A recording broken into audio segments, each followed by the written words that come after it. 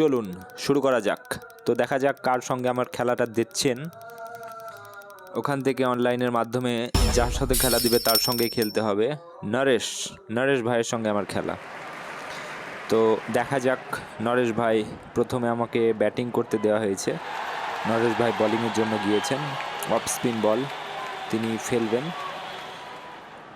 দেখা যাক কতটুকু কিভাবে লেগ স্পিন দেওয়া হয়েছে। আবার প্রথম বলে আমি খেলেছি, কিন্তু অতটা শটটা ভালো হয়নি, অর্থাৎ আমি আর্লি খেলে ফেলেছি, সেই জন্য 2 থেকে 3 রান পাবো। এখানে প্রথম বলেই 3 রান।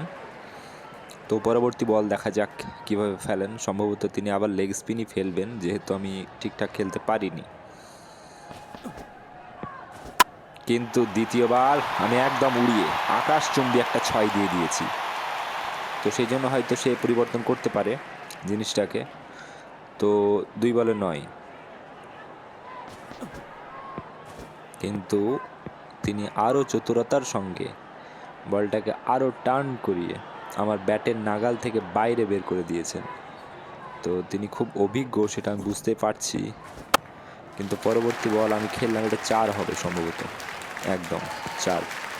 তো 4 বলে 13, রান রেট খুব একটা ভালো না। যেহেতু স্পিন বল খেলা অনেকটা সমস্যা, যখন বাইরে বল দেয় তখন আরও আমার জন্য সমস্যা হয়ে যায়। তো এটা তো লেট হয়ে গেল আবার খেলা। এটা 2 থেকে 3 রান পাবো, অর্থাৎ 16 অথবা 15 রান হবে এখানে।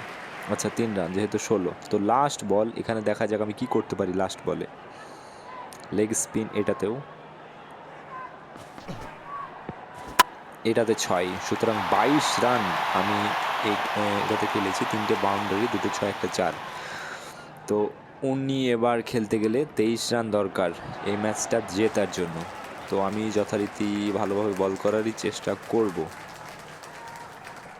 সাইড চেঞ্জ করলাম এবং সঠিকভাবে বলটা ফেলেছি। জানি না কিভাবে উনি মারবেন, কিন্তু উনি মেরেছেন এবং পারফেক্ট মেরেছেন এবং আকাশচুম্বী একটা 6। তো একটু খেলার পরিবর্তন আনতে হবে। আমি ভাবছি স্পিনারের দিকেই যাব আমি, যেহেতু উনি আমাকে স্পিনারের মাধ্যমে বশ করেছেন। তো দেখা যাক কি হয়। আচ্ছা স্পিনার দিয়েছি, এখন সিঙ্গেল খেলবেন উনি। 2 থেকে 3 রান পাবেন এখানে। 2, তো 2 বলে 8 রান। আমাকে সাইড চেঞ্জ করবো এবার। আচ্ছা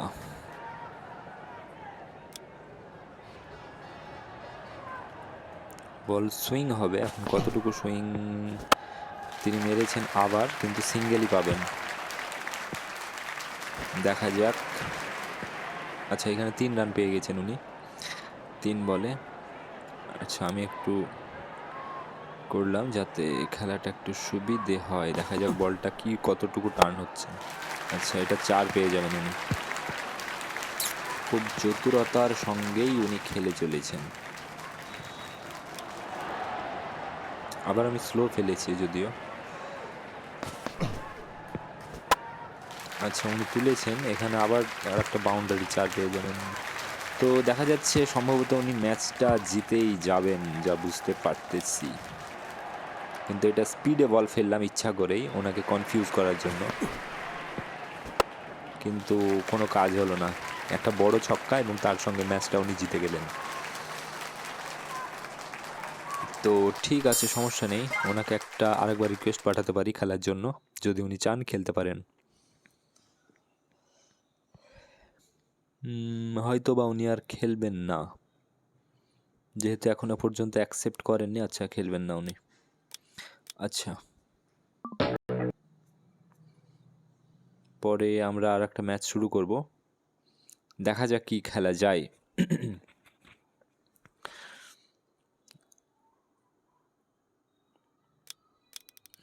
তো খোঁজা হচ্ছে, দেখা যাক। এসকে আমাদের সঙ্গে খেলবেন। ওনার এবং আমার পয়েন্ট প্রায় সেম।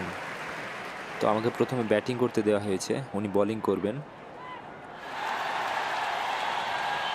তো উনি বল ঠিক জায়গায় ফেলার জন্য প্রস্তুতি নিচ্ছেন।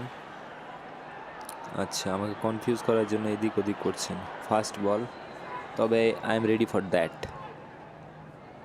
আচ্ছা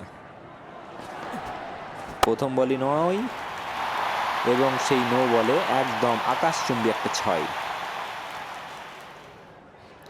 উনি হয়তো ভাবছেন, আচ্ছা স্পিনার দিয়ে দিয়েছেন, ভয়ে স্পিনার দিয়ে দিয়েছেন, লেগ স্পিন, এখান থেকে খেলতে চাইনি, কিন্তু ফাস্ট খেলা হলো, তারপরেও বাউন্ডারি পাবো এই বলটাতে। 2 বলে 11, কিন্তু দুটো বল কাউন্ট হবে না যেহেতু প্রথম বলটা নো, সেজন্য 11 রান একটা বলে। দেখা যাক উনি কিভাবে বল ফেলেন, কিন্তু এই বলটা আমি একদম আকাশচুম্বী, আরও একটা 6। তো 2 বলে 17।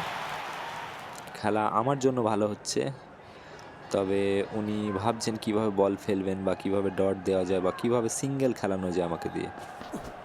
আবার নো বল করেছেন এবং সেই নো বলটাতে আবার আমি একটা গগনচুম্বী ছক্কা। তো মাত্র 2টা বলে 24 রান। তো অসাধারণ খেলা আমার তরফ থেকে। এখন উনি ভাবছেন যে বলটা কিভাবে করা যায়। আবারও আমি মেরেছি, কিন্তু বলটা একটু লেট খেলা হয়ে গেছে, সম্ভবত 2 অথবা 3। আচ্ছা, উনি খেলা ছেড়ে চলে গেছেন, উনি আর খেলবেন না।